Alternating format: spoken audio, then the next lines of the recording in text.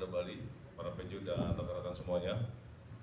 Mohon izin kami secara data akan disampaikan kepada rekan-rekan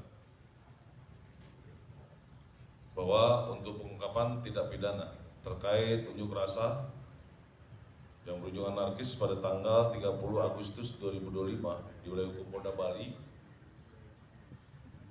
Untuk dasar yang kami lakukan dari dua lokasi ini terdapat 4 buah laporan polisi.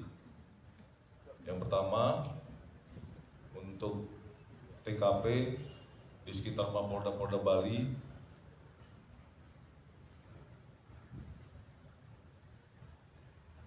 itu adalah LPB nomor 613, yaitu tentang dugaan tindak pidana pengerusakan secara bersama-sama terhadap orang dan barang sebagaimana dimaksud dengan pasal 170 KUHP, yaitu objeknya adalah perusakan gedung Krimsus Polda Bali, kaca-kaca dan sekitarnya.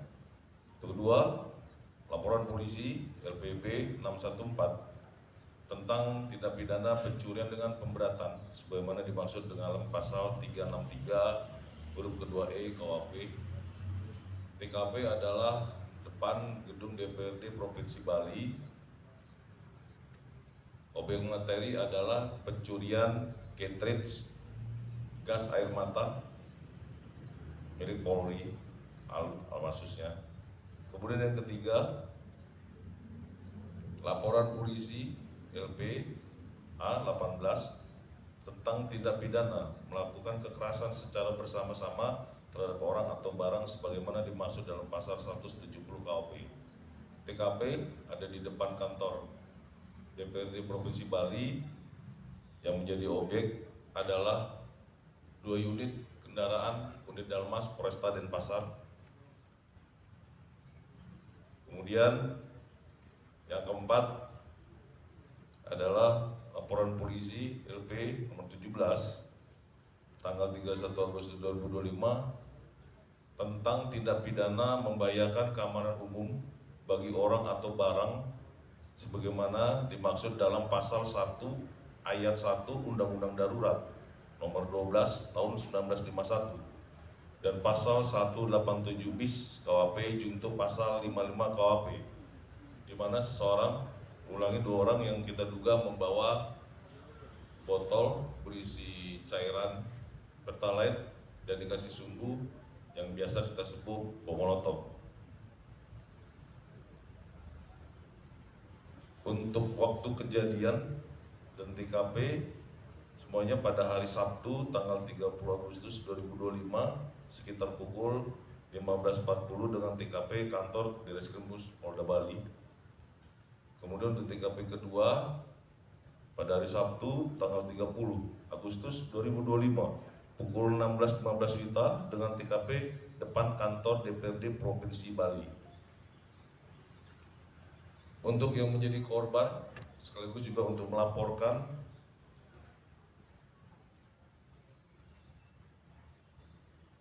Imade Muda anggota Polri, yaitu yang pada saat jaga di gedung Krimsus, kemudian B. Ika Dewi Darna Polri, IH Polri, dan kemudian IA. Jadi masing-masing TKP menjadi 4 LP, masing-masing menjadi pelapor dan juga korban langsung dari peristiwa tersebut. Setelah dilaksanakan pengamanan, kemudian pemeriksaan, sehingga kami menetapkan ada 14 pelaku.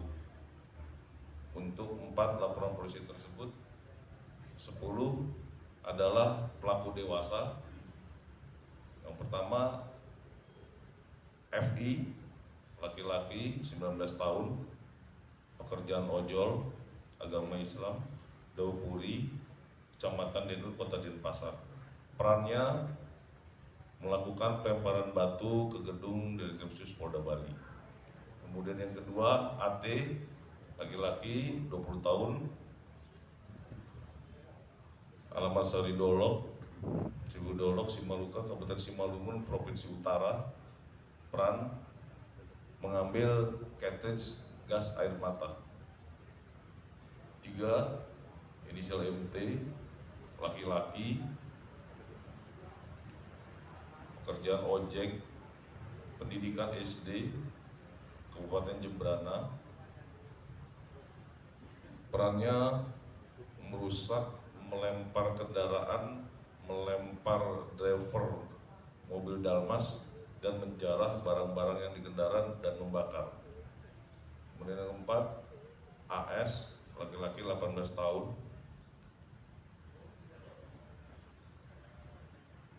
alamat Denpasar, perannya sama 170, merusak, melempar, kemudian mengambil barang-barang alat masuk dalam box dan membakar alat-alat tersebut.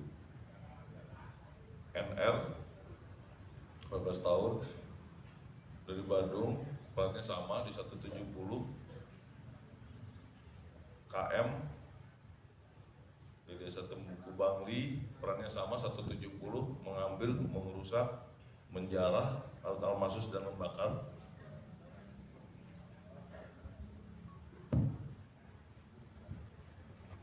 Kemudian PB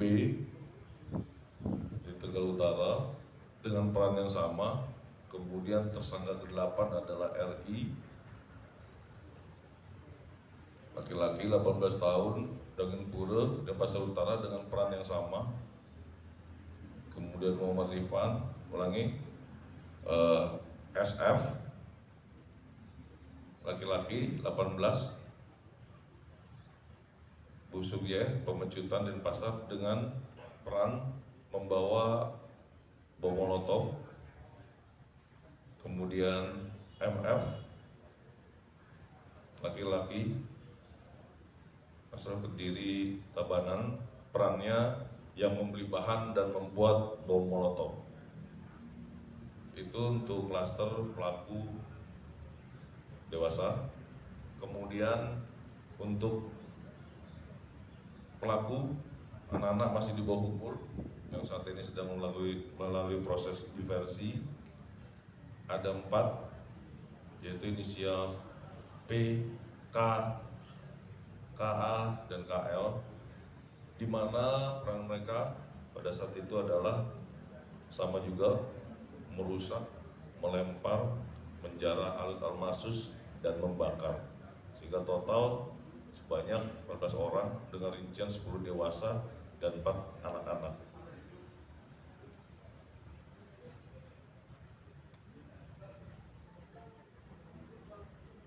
Untuk saksi-saksi kami periksa adalah 24 orang selain 170 orang yang kita mintai keterangan.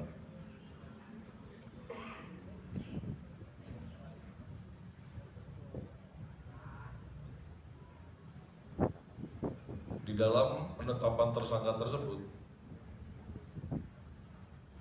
alat bukti yang menunjuk bahwa pelaku tersebut melakukan tindakan tersebut adalah yang pertama, keterangan para saksi yang melihat langsung, kemudian adalah rekaman dari CCTV di sekitar titik-titik kejadian, tambah keempat, selanjutnya rekaman yang diambil oleh para petugas Polri, sehingga para pelaku tersebut seperti yang juga sudah ditayangkan adalah dengan jelas melakukan apa, terhadap apa, dan berbuat apa, sehingga itu segera kita tetapkan menjadi tersangka.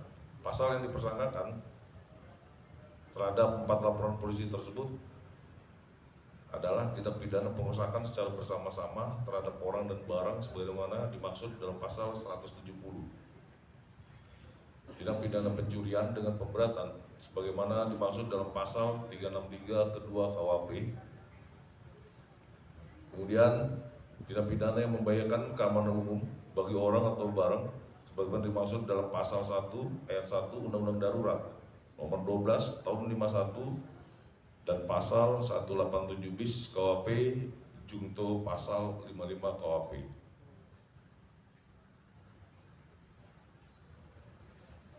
Untuk tindakan penyidikan yang dilakukan untuk 10 orang dewasa dilakukan penahanan di Rutan Polda Bali sedangkan untuk anak-anak tidak dilakukan penahanan dan sedang dalam proses mekanisme diversi. Izin. Untuk terhadap anak-anak berdasarkan ketentuan yang berlaku dilaksanakan mekanisme diversi, yaitu dengan tahapan-tahapan dari instansi-instansi yang terkait terhadap dugaan yang dilakukan oleh anak-anak. Maka dilakukan penelitian oleh Bapas Musyanak. Setelah adanya penelitian, kemudian hasilnya adalah dilakukan gelar bersama. Setelah dilaksanakan gelar bersama, layak untuk dilaksanakan diversi, itu dilaksanakan penetapan pengadilan. Setelah itu akan dilaksanakan pembinaan. Untuk diversi ini wajib dilakukan bagi anak yang melanggar suatu tindak pidana di bawah ancaman hukuman 7 tahun penjara. Demikian proses penyidikan yang dilaksanakan di Polda Bali. Terima kasih. Baik, terima kasih Pak. Mungkin ada yang mau